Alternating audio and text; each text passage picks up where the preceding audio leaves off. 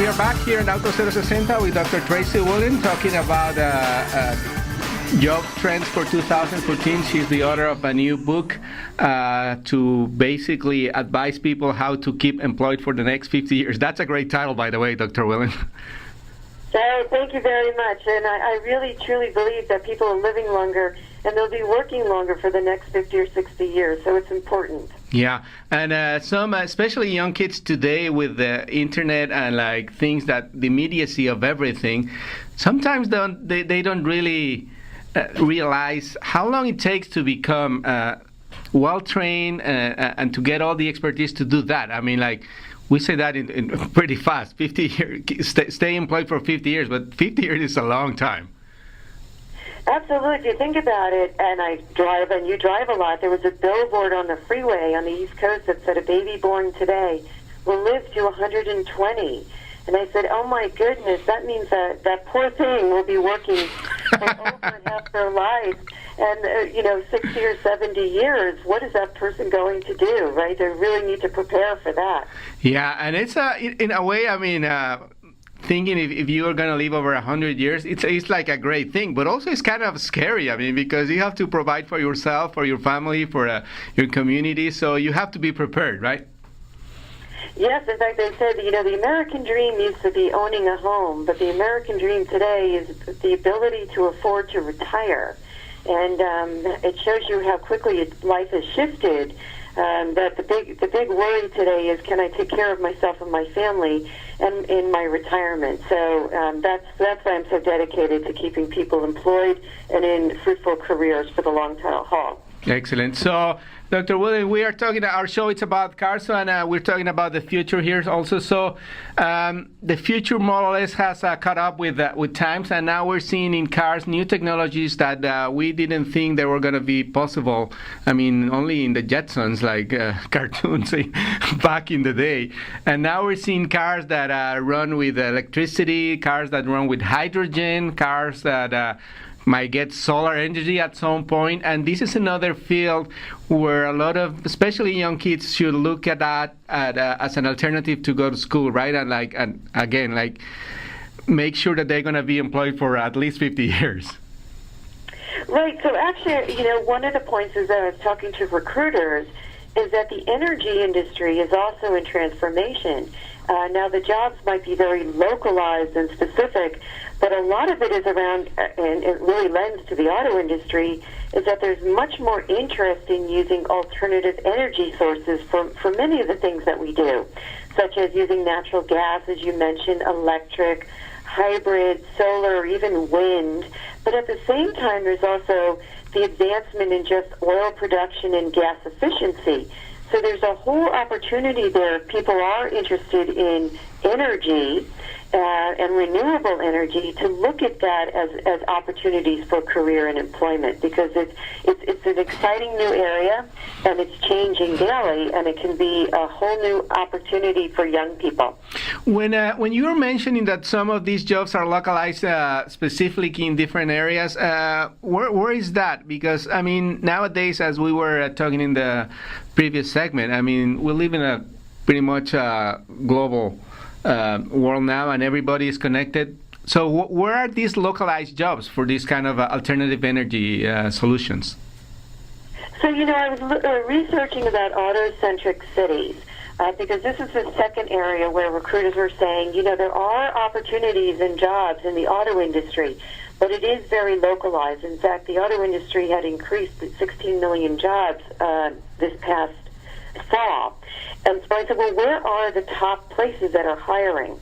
And here's what they came up with is Detroit, Oshkosh, Chicago, Minneapolis, and Toledo.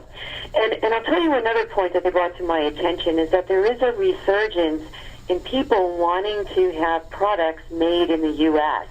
And that is starting to become a reality because the cost of manufacturing has been going down because of technology. I mean, you think about it, you can have a robot called Baxter that's made in the United States for $30,000 a year on your manufacturing line. And that's cheaper than sending it overseas for many people. Yeah. So there's a lot of reason why manufacturing is returning to the U.S. and opportunities are opening up in the auto industry. Yeah, and you mentioned Detroit, Chicago, Ohio, and like some of these, the companies are relocating to these areas. I mean, obviously, the three big of Detroit, Ford, General Motors, and Chrysler, have solved, thankfully, all their financial problems for now, and they're doing great. So even though the city of Detroit is not doing that well, the car manufacturers are probably gonna help to revamp the city, right, with all these new jobs. And like for some people, that will be a great alternative to move to, even though, I mean, especially now in the winter, it'll be better if they could be in South California as you are. No, that's correct. In fact, in Northern California, where I live, we have Tesla, right? The plant is there. So there are opportunities, and again, it's just localized. What's happening in your neighborhood? Then the second is always look at adjacent industries. What other industries does the auto industry impact, and what kind of new jobs are created there? Is it service centers? Is it through selling? Is it through the call center? Is it through repair? What kind of industries should I think about looking at if I'm interested in cars? I mean, I mentioned the Mini Cooper, but there's many Mini Cooper dealerships throughout California, and then there's also many service centers as well. So every car has other opportunities related to it. Yeah, and you mentioned Tesla. Not only the car has an alternative source of energy with electric batteries, but I mean, they're also trying to change the way people buy cars. I mean, they're showing up with studios at shopping centers and even fighting some dealership associations in some different states where they are not liking that system. So that's a completely game changer, not only for the car itself, which is great also, but also the way the business is changing in that sense, the way they approach people and they are trying to sell their cars. You know, and I think that's a really interesting point, because in Northern California where I live, I see a lot of Tesla cars everywhere, and people love them. I'll tell you what, people hate to negotiate with a dealer. The whole car buying process has really alienated a lot of people. It's somewhat of a negative experience. So when I look at Tesla and I see them in the malls and having a storefront, they're reaching out to me like a consumer. And that's, for me, a much more warm and welcome way for me to buy a car. Because let's face it, a car is a very expensive item. I believe that dealers certainly have a role in it, and I know that General Motors works with the dealers to try to soften the interface with the consumer.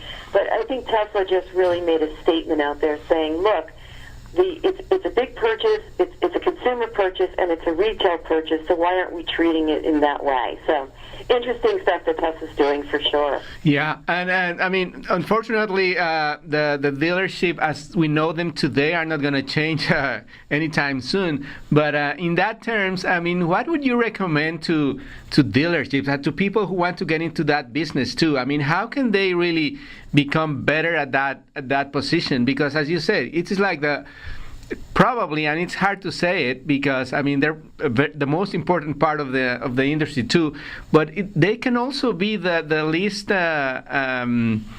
appealing, like something that will turn you out of even a brand forever. I mean, if you have a bad experience one time, you'll remember that forever. So what would be your recommendation for people who want to be in that field, which is still pretty profitable, right, selling new cars?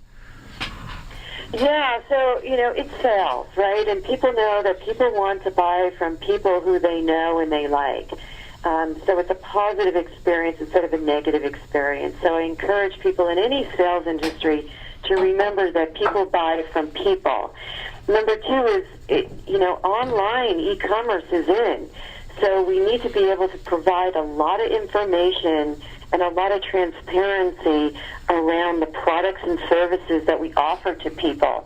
So let them understand the cost.